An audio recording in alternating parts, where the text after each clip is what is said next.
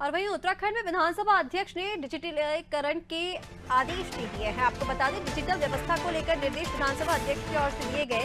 विधानसभा के कार्यों को डिजिटल बनाने की तैयारी कर रही है। कामकाज को पेपरलेस बनाने की तैयारी शुरू कर दी गई है। आगामी सत्र डिजिटल रूप से करने की कवायद सरकार की ओर से है। तो विधानसभा अध्यक्ष ने डिजिटल व्यवस्था को लेकर निर्देश दे दिए हैं। विधानसभा में डिजिटल व्यवस्था के लिए निर्देश दिए गए हैं। विधानसभा के कार्य को डिजिटल बनाने की तैयारी में सरकार है और आने वाला सत्र जो है वो पेपरलेस तरीके से रखा जाएगा। उत्तराखंड विधानसभा की ओर से इस संबंध में तैयारियां भी शुरू कर दी गई हैं।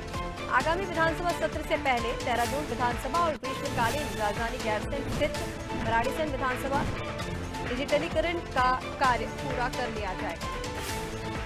और चलिए, ज्यादा अपडेट के लिए सोनू लगातार हमारे साथ बने हुए हैं।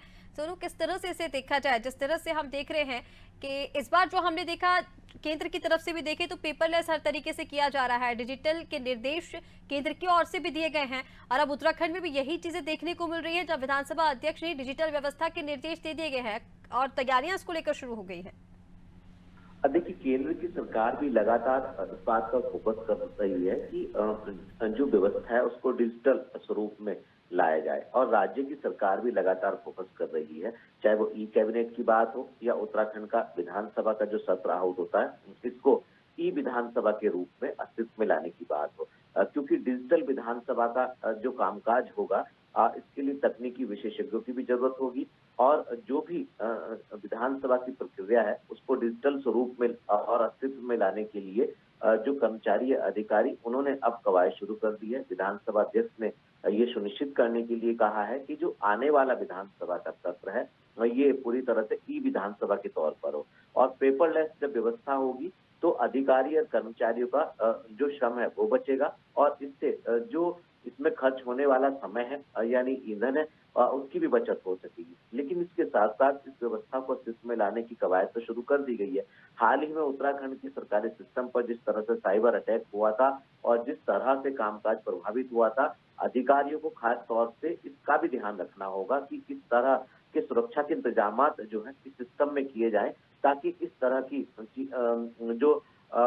जो डिजिटल हैकर है, साइबर अटैक करने वाले जो हैकर हैं, वो सिस्टम को हैक ना कर सके, और यहाँ का जो महत्वपूर्ण डाटा है विधानसभा का, जो बड़े मेहनत के साथ जिसको का संजोया हुआ है, जिस डाटा को कहीं ना कहीं उसका संरक्षण हो सके। तो एक तो ये भी सुनिश्चित करना होगा। दूसरा, इसके साथ साथ जो है कब तक ये कार्य हो जाएगा ये भी देखना होगा। अभी फिलहाल इसकी कवायद शुरू हो गई है। विधानसभा अध्यक्ष जो है मॉनिटरिंग भी कर रही है, दिशा निर्देश भी दे रही है, और जो विधानसभा के कर्मचारी अधिकारियों की टीम है वो आखिर इसको कब तक अस्तित्व में लेकर के आएगी ये देखना होगा। बताया, देखिए, साइबर अटैक का भी यहाँ पर आपने जिक्र किया। जिस तरह से हमने पहले देखा कि जो गवर्नमेंट की साइट थी, साइबर अटैक उस पर हुआ था और काफी सारा जो कामकाज है उत्तराखंड का इससे प्रभावित हुआ था। तो इसका तो विशेष तौर पर ध्यान रखना ही होगा सरकार को। उसी के साथ जब डिजिटलीकरण किया जाएगा सारे कामकाज का, पेपरलेस तरीके से सारी चीजें होंगी और सत्र को हम देखेंगे पेपरलेस तरीके से पेश होते हुए, तो इसके बाद जो काम पहले पेपर के साथ होता था, पेपर वर्क होता था, और अब जो पेपरलेस होगा, जो काम पहले अधूरे पड़े हुए हैं उनको अब किस तरह से किया जाएगा? जो पेंडिंग काम है क्या उन्हें भी पेपरलेस तरीके से किया जाएगा डिजिटल रूप में? अब देखिए, अभी इस प्रक्रिया में जो अधिकारी और कर्मचारी हैं उन्होंने शुरुआत कर दी है।